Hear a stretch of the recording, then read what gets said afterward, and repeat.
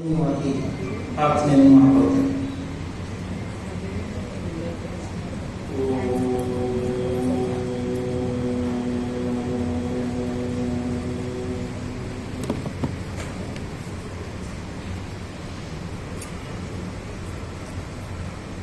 यतिवरेण्य हरिगे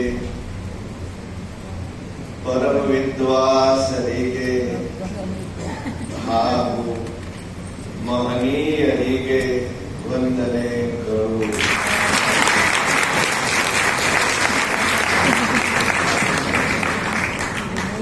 इतनी कन्नड़ जानता हूँ।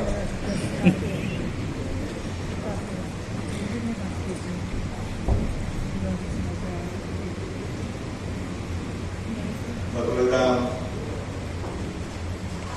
वरदराज स्वामीना कृपा भाजनाना श्री पंडित रत्नाना वरदाचार्य गुरुवर्याना शरणं प्रपद्ये। अस्य शतमान महोत्सवस्य सूत्रधारकाणां वरदराज गुरुभ्यः संप्राप्त न्याय शास्त्र विद्यानां अस्य कार्यक्रमस्य मार्ग प्रदर्शकानां पोषकाणां च यतिवर्याणां श्री श्री गंगाधरेन्द्र सरस्वती महास्वामी चरणानां शरणं प्रपद्ये। यतिवर्याणां श्री नारायण धीर स्वामिनां चरणेष्वपि प्रणति करोमि। मंचस्थेभ्यः सर्वेभ्यः प्रणमामि। आप जो मेरे सामने बैठे हैं, आपके हृदय में भी भगवान नारायण विद्यमान है। आपको भी मैं प्रणाम करता हूं। सारा कार्यक्रम कन्नड़ में चला। कभी संस्कृत शब्द समझ में आया, कभी थोड़ा इंग्लिश समझ में आया और कुछ पल्ले नहीं पड़ा। लेकिन कन्नड़ भाषा को जब सुनता था तो मुझे लगता था कि मैं भगवान कृष्ण की बंसरी का अनाहत नाद सुन रहा था। इसी रात से तो सारी भाषाएं। हम किसी विशाल भवन को देखते हैं तो हमें पता चलता है, अनुमान होता है इसका स्वामी कितना बड़ा होगा। जब हम पूज्यपाद पंडित रत्न वरदाचार्य गुरु जी के शिष्यों को देखते हैं, उनके पास ले जाने वाले ही उनके शिष्य पंडित वर्य श्री बीवी राम प्रिय जी रहे, जो हमारे गुरुकुल के दर्शनम संस्कृत संस्थान के डायरेक्टर भी है। आलवार जी रहे। अभी अभी मुझे महाराष्ट्र ने बताया कि आपसी ने भी उन्होंने से न्याय शास्त्र प्राप्त किया था। तो हम अनुमान लगा सकते हैं इतने महान विद्वानों को तैयार करने वाले वरदाचार्य गुरु जी कितने महान हो। अनुमान लगा सकते। आज जैसे जीएन स्वामी जी ने बताया नरक चतुर्दशी, आज आचार्य श्री का प्रागट्य दिन भी। मैं तो ये कहूंगा कि आज उनके जन्म से मैसूर की धरती को, जहां उन्होंने कर्मभूमि बनाया, ये धरती तो पवित्र हो गई है, लेकिन नरक चतुर्दशी भी नरकोद्धार चतुर्दशी बन गई। हजारों जीवों के लिए कल्याणकारी हो गई। हम कई बार उनके दर्शन के लिए आए। अभी अभी हमारे श्री बीएम सुप्रियम ने कहा वो विद्या के भंडार थे, विद्या ही उनका धन था। लेकिन वे बड़े उदार थे, तो धन को बांटा, किसी अपेक्षा के बिन बांटा। असल गुरुकुल पद्धति उनके श्री चरणों में हम देखते हैं, तो स्वयं एक गुरुकुल थे। बिना विद्या विक्रय उन्होंने विद्या धन को बांटा। मुझे सबसे बड़ी आकर्षक बात उनकी ये लगी, अभी अभी कुछ महाराज श्री भी कह रहे थे कि विद्वान तो कई होते हैं, लेकिन उपासक बहुत कम होते हैं। बिना उपासना जो ज्ञान है वो बछड़ा नहीं देने वाली, दूध नहीं देने वाली गाय जैसी वो विद्या है। ये उपासना में जीवन जीते थे। श्री संप्रदाय का एक सबसे बड़ा गुण ये है उपासना। यदि हिमालय से गंगा नहीं निकलती तो हिमालय का कोई महत्व नहीं होता। ठीक वैसे ही यदि ज्ञान के हिमालय से भक्ति की गंगा बहती है, तभी हिमालय का हिमालयत्व तो सार्थक होता है। और हमारे गुरुजी ऐसे हिमालय थे जहां से भक्ति की धारा बहती थी। सबसे बड़ी बात उनका समन्वय भाव था, और समन्वय साधारण नहीं, कभी कभी बड़ा कठिन भी लगता है। लेकिन हम हमारी वैदिक संस्कृति की ओर देखते हैं तो स्वयं नारायण समन्वय रूप है। जैसे ये माला में सूत्र है, दाने को धारण करते हैं, सूत्रे मणि गणा इव, वैसे नारायण सभी को धारण करते हैं, सभी को। यदि शंकराचार्य जी की दृष्टि से देखें तो ब्रह्म रूप से धारण करते हैं, ज्यादा शास्त्रार्थ की बात छोड़ दी। विशिष्टाद्वैत की ओर देखते हैं तो अंतर्यामी रूप से धारण करते हैं। ज्ञानी को भी धारण करते हैं, मेरे नारायण इतने करुणामय है, अज्ञानी को भी धारण करते हैं। इससे वन स्टेप है, वो सज्जन को भी धारण करते हैं और दुर्जनों को भी धारण करते हैं। इससे आगे वो दैवी को भी धारण करते हैं और आसुरी तत्वों को भी। कोई उनका उनसे भिन्न नहीं है, सब उनका शरीर है, सभी को धारण करते हैं।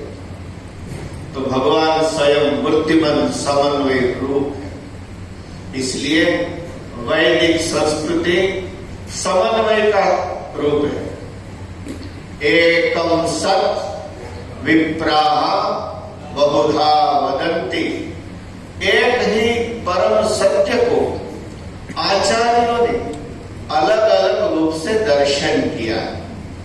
हमारे यहाँ दर्शन भेद माना जाता है, दर्शन भेद। अब तो बड़े सुख में है, पश्चिमी संस्कृति में फिलोसॉफी है, हमारे यहाँ दर्शन है। The vast difference between philosophy and Darshan. Philosophy मन या बुद्धि की सतह पे पनपती है, और दर्शन तो चैतन्य से आता है। और मन बुद्धि के जो कोचले हैं, we have to break that shell। मन और बुद्धि के शेल को हमें ब्रेक करना होगा। हमारे महान आचार्यों ने उन कोचले को, उन शेल को ब्रेक किया है, और जो दर्शन किया है उसमें गंगा धारा की तरफ हमारे यहाँ सारे संप्रदाय बने हैं। इसलिए हम डाइवर्सिटी को प्रेम करते हैं।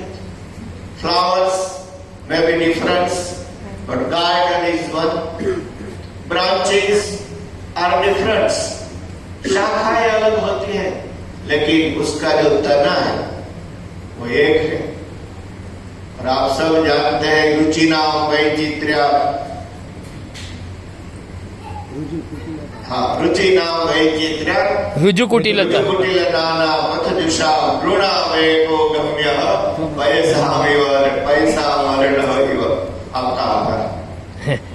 कभी कभी हाँ। तो सारी नदियां एक ही सागर में लीन होती है। हमारे सारी वैदिक संप्रदाय की धाराएं एक परम तत्व में लीन होती है। देखिए, भगवत्पाद शंकराचार्य जी ने हर जगह ब्रह्म व्याप्त है, न ततो विजुगुप्सते। भगवत्पाद रामानुजाचार्य जी ने श्रुतियों का 4 प्रकार से अर्थघटन किया। वेद श्रुति, अवेद श्रुति, सगुण श्रुति, निर्गुण श्रुति के विरोधाभास को शरीर भाव से समन किया और शोधक श्रुतियों से निर्दोषत्व स्थापित किया। ये वेदों का समन्वय, वही समन्वय हमारे हर दर्शनों में आता है। ज्यादा क्या करें, हमारे पूज्य स्वामी जी महाराज भी समन्वय के मूर्तिमंत रूप है। पूज्य गंगाधरेंद्र सरस्वती जी महाराज सभी को एक सूत्र से बांधना चाहते हैं। उनका एक बहुत बड़ा विषय है ज्योतिष का, हमारी तिथियों का। मैं जानता हूं इसका प्रस्ताव स्वामी जी ने अच्छी तरह से हमारी हिंदू धर्म आचार्य सभा में रखा था, लेकिन हमें विश्वास है एक दिन ऐसा आएगा कि पूरा भारतवर्ष तिथियों की दृष्टि से, उत्सवों की दृष्टि से वैविध्य होगा, लेकिन एक होगा, ये हमें पूरा विश्वास है। और भारत को यदि अखंडित रहना है और सशक्त बनना है तो ये समन्वय बहुत आवश्यक है। न मात्र शास्त्रीय समन्वय, हर वर्ग के बीच हमारा कोई धर्म संप्रदाय तिरस्कार नहीं सिखाता है किसी के प्रति। तो हमें वर्ग के प्रति भी समन्वय भाव से जीने का सीखना होगा। भगवत्पाद रामानुजाचार्य जी इसके परम प्रमाण है। जब उन्होंने मंत्रों की उद्घोषणा सभी के सामने की तो क्या था, अपनाते थे, सभी को प्रेम देते थे। तो गुरु जी का ये जो समन्वय भाव था उसको मैं वंदन करता हूँ। इस समय में भगवान स्वामीनारायण को भी याद करता हूँ। उन्होंने भगवत्पाद शंकराचार्य जी के साथ कैसे समन्वय किया है। एक चीज की मैं और स्पष्टता करना चाहता हूँ कि हम मूल संप्रदाय से आए, हम मूल संप्रदाय के संत हैं, जिसका बहुत गहरा संबंध विशिष्टाद्वैत सिद्धांत से है। मूल संप्रदाय से कई शाखाएं अलग हुई हैं, वो अपना कार्य करती है, लेकिन मूल संप्रदाय में एक ही नारायण को उपास्य माना जाता है, एक ही नारायण को प्राप्य माना जाता है, एक ही नारायण को कर्म फल प्रदाता माना जाता है, एक ही नारायण को विशिष्टाद्वैत सिद्धांत के रूप से स्वामीनारायण भगवान उसका ज्ञान देते हैं। फिर हमारे न्याय शाखा प्रशाखा उठी देती है। कोई मानते हैं जो मूल संप्रदाय नहीं है, वे कहते हैं नारायण भी है और अक्षर ब्रह्म भी है, और प्राप्य कौन है तो दोनों प्राप्य है, जगत कर्ता कौन है तो दोनों जगत करता है, वरेण्य कौन है तो दोनों वरेण्य है। अभी मैं पूज्य जीवन स्वामी जी से कह रहा था, एक कन्या 2 पुरुषों का वरण कैसे करेगी वो तो वो जाने। मैं इसमें ज्यादा आगे जाना नहीं चाहता, लेकिन मूल संप्रदाय जो है वो पूर्ण रूप से विशिष्टाद्वैत सिद्धांत के साथ समन्वित होकर के चलता है। और मैं इस स्वामीनारायण भगवान को इसलिए भी याद करता हूँ, हम पूजनीय श्री वरदाचार्य गुरु जी के ऋणी भी हैं, इसलिए उन्होंने मूल संप्रदाय के साधुओं को प्रेम से पढ़ाया है। कितने साधुओं को पढ़ाया है, आज उपस्थित सब नहीं रह सके, लेकिन हमारे डॉक्टर सत्यप्रसाद शास्त्री और साधु उनसे उन्होंने वेदांत ग्रहण किया, तो हम ऋणी भी हैं। इसलिए यहाँ आने का हमारा कर्तव्य था और इस उत्सव को हम अपना सौभाग्य मानते हैं कि यहाँ इस उत्सव के दर्शन का हमें लाभ मिला। तो स्वामिनारायण भगवान ने भगवत्पाद शंकराचार्य जी की दृष्टि को और वैष्णव सिद्धांत के साथ कैसे समन्वय किया। वैष्णव परंपरा के पोषक है, लेकिन उन्होंने कहा कि ये दृष्टि भेद है। जैसे एक नाव में कोई सागर के मध्य चला जाता है तो उनको सिर्फ जल दिखाई देता है। तो शंकराचार्य जी ब्राह्मी स्थिति को प्राप्त हुए हैं, इसलिए ब्रह्म सत्यम की बात करते हैं। तो एक दृष्टि से उनका समाधान हुआ है। ये सबसे बड़ा समाधान वचनामृत में उन्होंने दिया है। मैं आपका ज्यादा समय लेना नहीं चाहता हूं। एक बात कहूंगा कि गुरुजी ने जितने भी ग्रंथ लिखे हैं वो प्रकाशित होने चाहिए, और जो प्रकाशित हुए हैं वो पुनः प्रकाशित भी होने चाहिए। और मूल संप्रदाय का गुरुजी, मूल संप्रदाय पर गुरुजी का ऋण है। तो ये प्रकाशन में हमें जो भी सहयोग देना पड़ेगा वो हम अवश्य देंगे, लेकिन ये कार्य अवश्य होना चाहिए।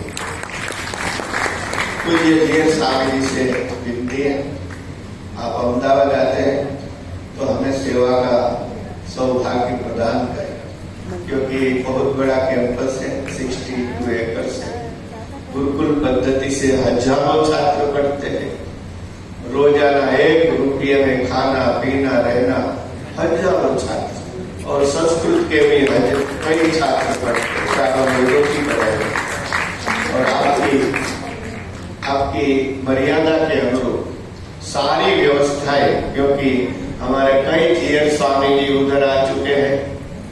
अहोबिल मठ के अधिपति पी नारायणाचार्य जी का तो मैं शिष्य हूँ। बनारस में उन्होंने मुझे विशिष्टाद्वैत सिद्धांत पढ़ाया था। तो आपसे विनती है, रामप्रिय जी आपसे संपर्क में रहेंगे और हमारे गुरुकुल की भूमि को आप पावन करेंगे। इतनी शब्दों के साथ इस आयोजन में भाग लेने वाले, यहाँ सभी जो सत्र हुआ, सेमिनार हुआ, उसमें भाग लेने वाले, आर्थिक योगदान देने वाले और तन से सेवा करने वाले सभी पर भगवान श्रीमद नारायण की कृपा आषाढ़ी मेघ की तरफ बरसती रहो। इन्हीं शब्दों के साथ मेरी वाणी को विराम देता हूँ। अस्तु, धन्यवाद, जय भारत। ಅತ್ಯಂತ ಮಾರ್ಮಿಕವಾದಂತಹ ಮತ್ತು ಆಂತರಿಕವಾದಂತಹ ಆತ್ಮೀಯ ನಮ್ಮನ್ನು ಅನುಗ್ರಹಿಸಿದಂತಹ ಮಾಧವ ಪ್ರಿಯದಾಸ್ ಮಹಾರಾಜರವರಿಗೆ ಸಮಿತಿಯ ಪರವಾಗಿ ತಮ್ಮೆಲ್ಲ ಈ ಒಂದು ಸ್ವಾಮಿಗಳ ಕ್ಷಮೆಯನ್ನು ಕೇಳ್ತಾ ಒಂದು ಚಿಕ್ಕ